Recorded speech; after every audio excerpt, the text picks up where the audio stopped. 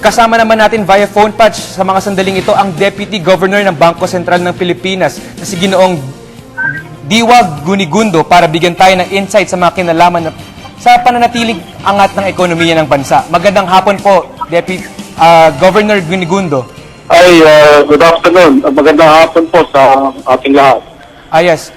Deputy Governor Gunigundo, matanong ko lang po kayo, paano po napapalakas ang OFW remittances at exports ng ating ekonomiya batay sa kalakuyang datos? Well, unang-una, meron pa rin demand for Filipino labor mula sa iba't ibang bahagi ng mundo, lalo-lalo na sa Middle East. Opo. Ganun man, may mga bago tayong market sa Europe, no? Sa Eastern Europe. At dahil dito, bagamat for the rest of Europe, mahina ang kanilang kabuhayan doon, patuloy na nasusustain ang paglago ng remittances sa ating bansa. Una yun. Pangalawa, mas maraming mga bangko ngayon ng mga Pilipino ang naglagay ng mga iba't ibang remittance centers sa iba't ibang capital ng iba't ibang syudad ng mundo. At dahil dito, higit na nagiging madali para sa ating mga kababayang nagtatrabaho sa ibang bansa Opo. ang makapag-remit ng pera dito sa ating bansa. So basically, yun ang paliwanag dyan. At pangatlo, nakikita natin ang mga Pilipino ay patuloy pa rin gusto ng mga employers dahil sa masipag, walang reklamo, at marunong mag-Ingles. At marunong, no? Kahit hindi masyadong turuan, mga manuals, kaya nilang tingnan at kaya nilang i-apply. Meron po kasing mga balita naman na lumiliit daw po yung demand ng mga foreign workers. So malamang po makaka-apekto po ito sa OFW remittances. Ano naman po yung pananaw nyo dito? Maaaring magkaroon ng paghina at some point kasi nga, ang sabi ko kanina, ang Europe continues to be in bad shape, ano? Opo. Nasa recession, Europa. Ang Amerika ay lumago ng around 1.7% second quarter. Pero ang nagiging problema, hello? Opo, hello po. Magandang hapon po. Pero nagiging problema ay yung mismong maaaring potential na demand nila para sa ating mga Pilipino. Ang atin lamang positibong masasabi ngayon, meron tayong bagong markets, no? Yes, sir. Lalo doon sa Europa, kanina sinabi ko, yung Eastern Europe, no? Hindi itong Western Europe na meron ngayong problema sa kanilang kabuhayan. Dito sa Asia, mahina ang paglago ng kabuhayan sa Europe at saka sa US. Patuloy na nagkakalakalan tayo sa bawat isa, no? Nag-export tayo at nag-import sa bawat isa dito sa Asia, kaya nananatiling masigla pa rin ang ekonomiya dito sa Asia. Opo. At dahil dito, patuloy pa rin ang demand, ang pagnanais nilang kumuha ng mga Pilipino na maaari magtrabaho sa kanila. Opo.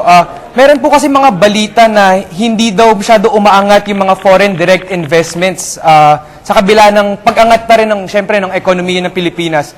Ano po kaya yung mga pwedeng makaakit ng mga at makadagdag sa investments at syempre po para sa mga employment na rin ng ating mga kababayan? Ang akin pong tingin sa mga numero ay lumpo po ang foreign direct investment. Ganun din yung portfolio investment, lumago rin versus last year. Pero meron pa rin scope, meron pa rin pagkakataon upang higit itong palaguin. Unang-una rin ito, infrastruktura. Kailangan po natin na maipagpatuloy at mapabilis yung pong ating mga public-private partnership na mga proyekto pang infrastruktura sa power, communication, daan, airport. Ito po ay makapagbibigay ng encouragement sa mga mamumuhunan dito sa bansa na meron palang infrastruktura, may airport pala sa Pilipinas. Opo, sir. Mga pang-turismo, kapag punta sila sa ibang lugar na magaganda pero walang masyadong airport o access dun sa mga lugar na yun, hindi nagpupunta dito ang mga ibang nasyon. Pangalawa, patuloy din natin na i-improve ang kalidad ng ating pagtuturo at edukasyon at pati yung mga skills training upang sa ganon, nananatili tayong una, no? Opo. At makaka-adjust tayo, makakasabay tayo sa mga pangangailangan, no? Hindi lamang ng ating ekonomiya para sa ating sariling kapakanan, kundi doon sa kailangan din ng ibang bansa upang manatili sila rin sa Pilipinas o kaya magpunta sila sa Pilipinas, pamuhunan at dito magnegosyo. Opo, Deputy Governor, nabanggit niyo po yung public and private partnerships. Meron po ba kayong mabibigay na concrete examples para po malaman din ng mga manonood natin kung ano po itong public-private partnerships na pinag-uusapan po ninyo? Ang public-private partnership po ay inaasahan ng pamahalaan na hindi lamang public money o pera ng gobyerno ang gagamitin sa pagtatayo ng infrastruktura, kundi maging private money o private investment ay tutulong. So magkaagapay po ang public at ang private sector. Ilan po mga halimbawa ng public-private partnership? Unang-una ay yun sa power, ano? Yung pong pag-harness ng iba't ibang uri ng power, yung source of energy, no? Source of electricity. Opo. Pangalawa, marami po tayo mga airport na hindi up to world standard. At kahit na yung mga airport para sa mga kargamento, hindi po natin masasabing world class yung atin sapagkat hindi mechanized, hindi automated, maliit. So yun po ay dapat nating i-improve. Yung po ating mga seaports, yan din ay kinakailangan nating improve. Meron din po proyekto para dyan sa iba't ibang lugar. Yung airport sa Landingin, yung pong airport sa Tacloban, ayusin, yung pong airport sa Tagbilaran, ililipat po yan sa Panglao, yung pong magpo-connect ng NLEX at saka ng SLEX, isa rin po yan sa iniisip sa public-private partnership.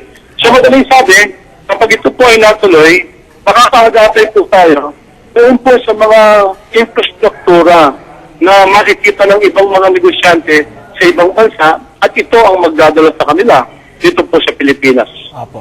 Maraming salamat po, Bangko Sentral ng Pilipinas, Deputy Governor Diwa Gunigundo. Maraming